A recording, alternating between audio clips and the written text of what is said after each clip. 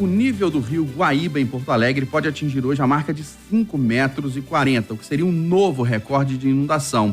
O novo patamar deve ser batido mesmo antes da volta da chuva, prevista para quinta-feira. Até agora, 147 pessoas morreram em decorrência das enchentes no Rio Grande do Sul e mais de 800 ficaram feridas. Segundo a Defesa Civil, há 127 pessoas desaparecidas. E 447 dos 497 municípios foram afetados no estado. No momento, quase todos os rios gaúchos estão acima da cota de inundação e boa parte da água vai parar em Porto Alegre. Nosso enviado especial à capital gaúcha, Mardélio Couto, atualiza as informações ao vivo. Bom dia para você, Mardélio, que está do lado aí de um ponto de inundação na capital gaúcha, né? Exatamente, Eustáquio. Bom dia mais uma vez para você, para a Kátia, para todos os ouvintes que nos acompanham agora em toda a rede Itasat. Realmente, esse é o cenário.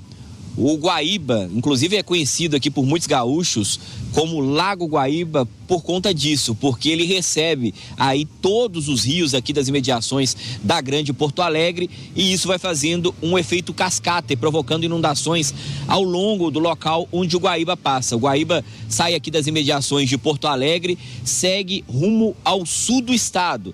Ele deságua antes na Lagoa dos Patos, que é um grande reduto, digamos assim, de uma maneira didática, uma grande represa que recebe toda essa água e depois deságua no mar.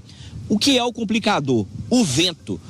A inundação está subindo aqui a todo momento no Rio Grande do Sul, mas se o vento vem contra a corrente do Guaíba, isso faz com que o rio recue, ou melhor, isso faz com que o rio não avance da maneira correta. Ele não consegue descer para o sul do estado. Isso vai represando a água aqui em Porto Alegre e em várias cidades aqui das imediações. Então, além dessa situação, outra coisa dramática, Kátia e Eustáquio, é que a foz do Guaíba, depois lá da Lagoa dos Patos, é muito estreita. Então, de linhas gerais, o que a gente pode dizer é que é uma espécie de efeito funil.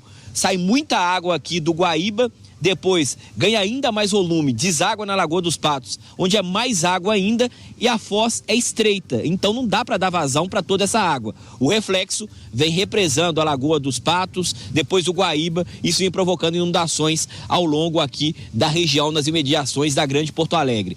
Para você ter uma ideia, para quem está na live, vai acompanhando as imagens, Eustáquio e Kátia, vou descrevendo para quem está nos acompanhando no FM e no AM. Isso aqui que parece um rio que vocês estão observando, e eu vou contando, é uma rua, uma das mais importantes aqui, ruas e avenidas aqui da região, tomada pela água. Isso depois de mais de 10 dias de temporais, a água continua tomando conta aqui dessa região. Para o ouvinte que está no rádio ter uma ideia, tem um ponto de ônibus ali que tem cerca de 2,5 metros o abrigo de altura, né? A água praticamente toma conta de toda a estrutura desse abrigo. Lixeiras de cerca de 2 metros, grandes lixeiras, essa que a gente está acostumado a ver aí nas ruas de Belo Horizonte, praticamente tomada pela água. E esse bairro aqui chama atenção a calmaria, o silêncio, porque todo mundo foi obrigado a abandonar as casas e os apartamentos em decorrência dos alagamentos. O Rio Guaíba, infelizmente, pode atingir um novo recorde, um recorde histórico. Essas são as maiores cheias registradas aqui no Rio Grande do Sul desde 1941. Prova disso, Eustáquio, que o dique que foi construído aqui na cidade de Canoas, por exemplo, ele foi construído depois dessa grande cheia.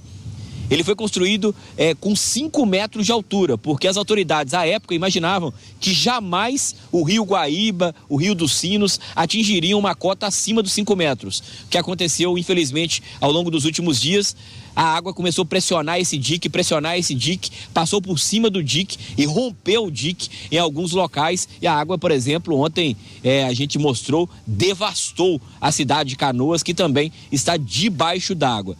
A gente pode atingir mais um recorde histórico. O rio pode atingir nas próximas horas 5,40, com a possibilidade ainda de atingir nos próximos dias, com as chuvas, 5,50 e 5,60, se aproximando dos 6 metros, provocando muito transtorno aqui no Rio Grande do Sul.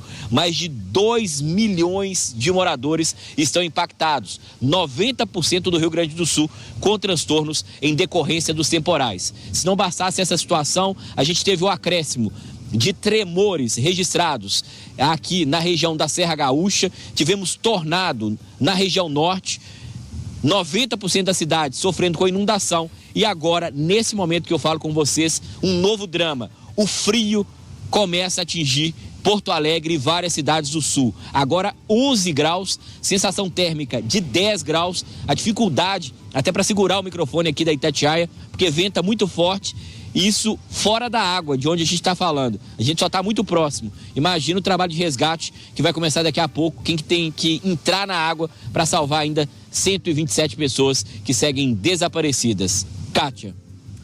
Obrigada, Mardélio Couto, que a qualquer momento volta aqui no Jornal da Itatiaia, atualizando pra gente as informações. Bom trabalho para você aí. 7h09. A preocupação dos gaúchos aumenta com a persistência das chuvas e com a entrada de uma massa de ar polar, que pode levar ao Rio Grande do Sul até geada. Os termômetros devem chegar perto de 0 grau nesta semana no Rio Grande do Sul, que tem previsão ainda de geada na porção sul do estado, fronteira com o Uruguai. As temperaturas baixas também se acentuam nas áreas de serra do estado. No entorno da capital, Porto Alegre, termômetros na casa de 7 graus. A temperatura baixa já é sentida hoje e cai ainda mais amanhã.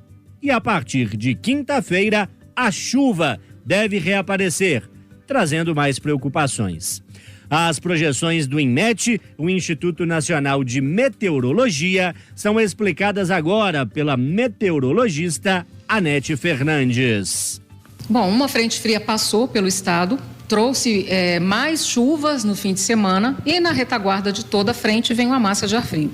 Nessa época do ano elas vêm com intensidade moderada a forte e normalmente continental, né? Então ela vem pela Argentina, avança pelo Uruguai, adentra pelo Rio Grande do Sul. Então nesse início de semana as temperaturas declinam, mas a gente ainda tem umidade e tem vento. Então tem o frio, mas não favorece a formação de geada. Entretanto, essa massa ela vai permanecer atuando sobre o estado, pelo menos até a próxima quarta-feira. Então, a tendência é de declínio gradativo das temperaturas, principalmente das temperaturas mínimas, a partir da madrugada dessa terça-feira, persistindo na quarta. Na quarta-feira, há expectativa de geada generalizada no estado. Tanto principalmente na região da Campanha, né, divisa ali com o Uruguai, e nas regiões de serra, Serra do Sudeste, que fica mais ao sul do estado, e também na divisa ali com Santa Catarina, onde é a região serrana que todo mundo conhece. Essa temperatura mais fria significa trégua na chuva ou em algum momento dessa semana a chuva pode voltar e se voltar é uma chuva com intensidade? Bom, a gente está com uma condição de bloqueio atmosférico, por isso que a massa de ar frio ela fica praticamente estacionada ali. Só que as frentes frias, que nós chamamos de sistemas transientes, continuam avançando. Então, a expectativa é que na quinta-feira uma nova onda frontal se forme, passe pela Argentina em direção ao Rio Grande do Sul. Então, na quinta-feira, as áreas de instabilidades voltam a atuar devido à aproximação desse sistema que deve persistir. A frente fria propriamente dita chega no Rio Grande do Sul na sexta-feira. Então, a partir de quinta voltam as chuvas. Não esperamos volumes tão intensos de chuva como nós tivemos aí entre o final de abril e início de maio. Entretanto, a região de alagamento, ou seja, as áreas alagadas, elas permanecem alagadas. Então, qualquer chuva, por menor que seja, acaba pedindo uma maior atenção para aquelas áreas, né? Então, não se espera chuva volumosa, mas para uma área que já está comprometida, qualquer chuva requer uma preocupação maior. Obrigado pelos esclarecimentos. Ouvimos aqui na Itatiaia a meteorologista Anete Fernandes, destacando projeções de queda de temperatura neste início de semana e de possibilidade de chuvas a partir de quinta-feira no Rio Grande do Sul. Repórter João Felipe Lolli.